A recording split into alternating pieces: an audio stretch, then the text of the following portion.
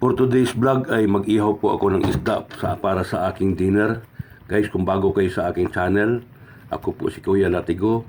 Paki-subscribe and like lang po kung nagustuhan ninyo ang aking video. Habang nag-iihaw ay naghiwa na po ako ng sili na aking inihaw. Nag-iwa din po ako ng kamatis. Sunod ang sibuyas para po sa aking sausawan. At naghiwa na rin po ako ng kalamansi at pinigaan ko at nilagyan ko ng tuyo. Yan guys, habang nag-iihaw ako, may inihaw akong dalawang sili na inihaw ko lang po sa gasol at hindi sa uling. Ganyan na po ang lifestyle natin dito sa syudad. At ang marami nagsasabi na nakakos daw ng cancer ang pag-ihaw sa gasol. Pero so far, wala pa naman akong naramdaman. At sa ilang taon na rin akong nag-iihaw kapag gabi, hindi na ako nag-uuling guys. So ito na po, naluto na po ang inihaw ni Kuya Latigo. At meron na rin pong sausawan. Ang ipinapakita ko po dito ay ang simpleng buhay ni ako. Napakasarap po ng simpleng buhay na yan guys. At paminsan-minsan ay kumakain din ako sa labas. Kumakain din tayo sa labas kapag nagaluwag. Pero mas masarap pa rin yung kumain tayo sa lutong bahay. At ito, mainit-init pa yung isda. Nagdasal muna ako panalangin bilang pasalamat sa Diyos. At ito, inimbitahan ko kayo guys, kain muna tayo. Masarap-sarap ito kasi mainit pa po yung isda. At may natira rin akong tuyo dyan sa aking gilid. Kasi appetizer ko lagi bilang simpleng tao ay ang bulad na tinatawag sa Bisaya, tuyo. So mainit-init din po ang kanin mula sa rice cooker.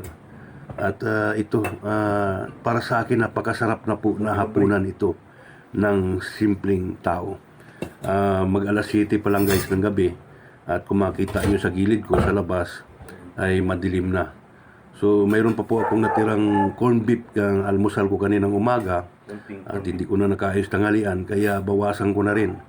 Sayang naman. So corn beef yan na Highland ang ating brand sa corn beef na nagustuhan. Highland, local lang po pero masarap din po siya. Authentic na beef po ang talagang malasahan mo sa Highland. So wala pong bayad dito sa Highland corn beef, ini-endorso ko lang po. Pero hindi ko alam kung bawal ito kay Facebook, kay YouTube. So yun guys, ang unang subo ko talagang kasi ang isda na inihaw pag mainit-init ay talagang masarap.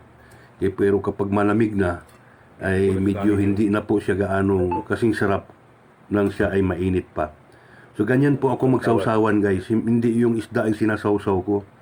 Yung sahog ng sawsawan ay nilalagay ko po sa kanin. So yan, ganyan po ako magsawsawan. Kaya napakasarap po ng aking kain dito. Ginagawa ko po kasing sabaw ang sawsawan. So, sa mga nakarelate dyan, kung mapanood ninyo ito, mag-comment naman kayo at mag-like kung nakarelate kayo sa aking style ng pagkain ng sausawan. So, ito guys, hindi naman sa lahat ang mag-isa ka kumakain ay malungkot. Kung minsan, mag-isa ka kumakain ay at least wala ka kakompetensya, tahimik ka, nakapokus ka sa iyong pagkain. At wala ka gaanong kausap na o kung minsan maka-argue na magbigay ng sama ng loob. Ito at least may peace of mind ako kumain. Nasanay na rin ako sa matagal na panahon na kapag kumain ako ay mag-isa. At naging attitude ko na, nagustuhan ko na. So ayun, tuwing subo ko ay nakikita nyo na basang-basa ng sausawan. Pagka ako bilang simpleng tao ay mahilig po ako sa hindi mamantikain na ulam. Karamihan yan isda at gulay. Pero sa gulay, kung minsan ay nag-iingat din ako, ito guys yung aking nilutong isda. Hindi ko alam ano ang tawag dito sa isdang ito. Pero at least kahawig siya ng tuna pag lumaki. Maaari ito ay yulupin. Kung ano pa man ang tawag, basta ako nung nakita ko lang sa palengke, binili ko, nasa isip ko kaagad ay masarap itong ihawin.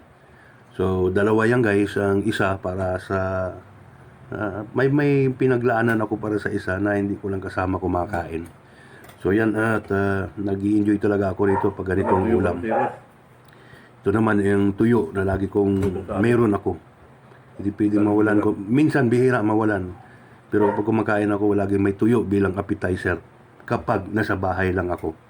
So ang sarap po ng kain ko guys. Ang simpleng ako ay more on conscious ako sa aking pagkain na wellness, na healthy.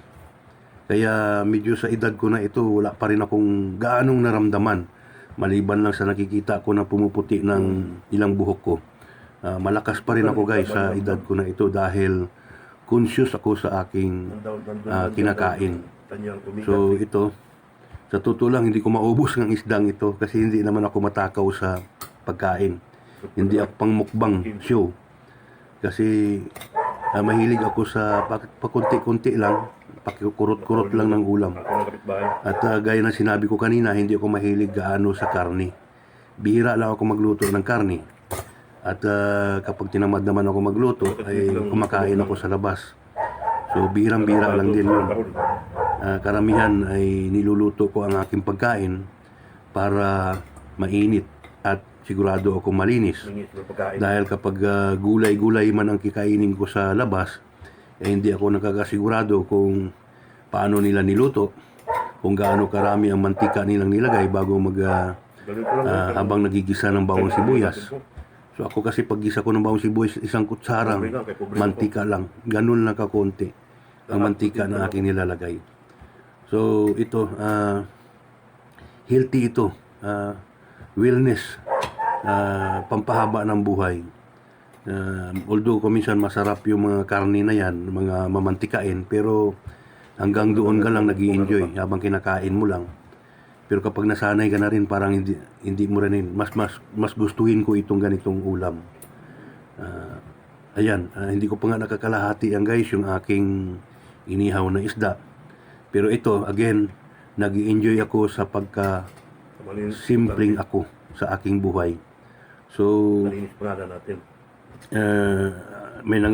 marami nagsasabi guys na ang uling daw ay talagang dapat yun ang ginagamit sa pag-ihaw at huwag daw yung gasol.